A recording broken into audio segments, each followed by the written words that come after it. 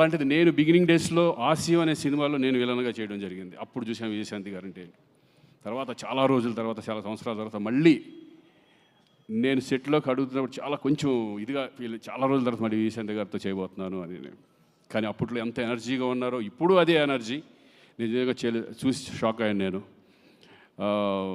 అందరితో సరదాగా మాట్లాడడం, ఆ రెస్పెక్ట్ కానీ ఇది కానీ, ఆవిడికి అందరూ ఇచ్చే రెస్పెక్ట్ కానీ, నిజంగా ఆ సినిమాలో చేస్తున్నంతసేపు ఒక వైబ్, మంచి పాజిటివ్ వైబ్ ఉండేది మా అందరికీ.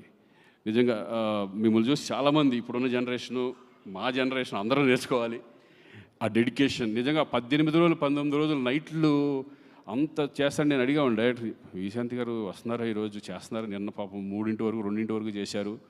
ఎందుకంటే మాకే చాలా ఇబ్బందిగా ఉంటుంది అన్ని రోజులు కంటిన్యూ చేయాలంటే.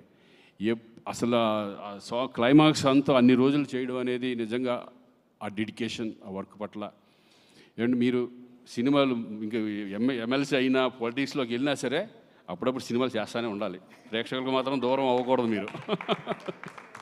మంచి మంచి సినిమాలు, చక్కటి అప్పుడప్పుడు మంచి మంచి సినిమాలు చేస్తూ ఎప్పటికన్నా ఒక సాంగ్ కూడా మీరు మళ్ళీ చేయాలి. చూద్దాం ఏదో సరదాగా మళ్ళీ.